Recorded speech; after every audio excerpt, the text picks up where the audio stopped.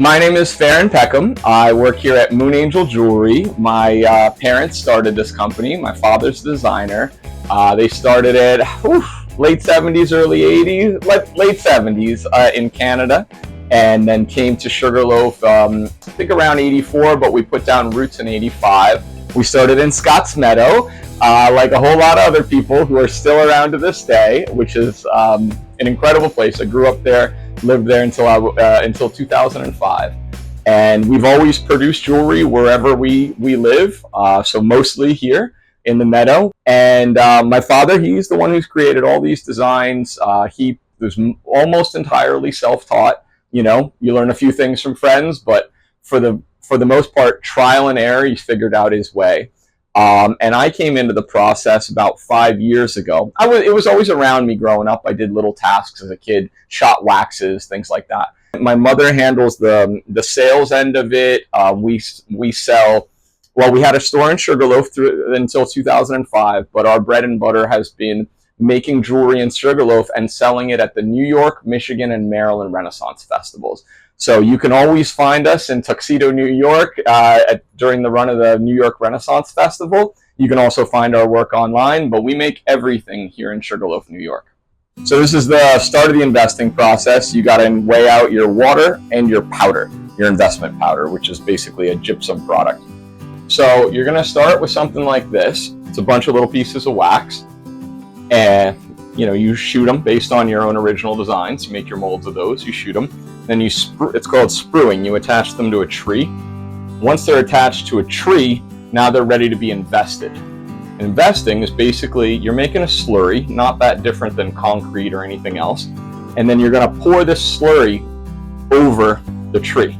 So now it's encased in there, right?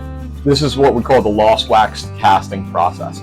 So once it's encased in that, you're going to let them cure. And if you check down here, you'll see a bunch of them curing that I've been working on earlier in the day. After they've cured for 2 hours, you can steam them out. If you steam them out, you can remove the wax in a clean process. You put it in the oven and you do what's called a burnout. You basically cook them overnight. You're going to ramp through a series of temperatures, and when it finally gets to its casting temperature, which is usually around 1,000 Fahrenheit, then you can start to use this guy here. This is sterling silver, so it's a combination of scrap and casting grain. The book says 50% scrap, or up to 50% scrap, but you want 50% casting grain because it has some properties that make the silver flow better. So we load it in. You want to be swift with that because while that's open, oxygen is trying to get in there, and oxygen is your worst enemy in this whole game. So we're approaching the melt. If you want to, I don't know if you can capture this. If you want to look in there, you're going to see some of the scrap pieces kind of sticking up. And the general idea is you're going to take your cavity, your negative space, still in the flask. You're going to flip it around, and you're going to put it in this chamber. So now it's head down, so hole exposed.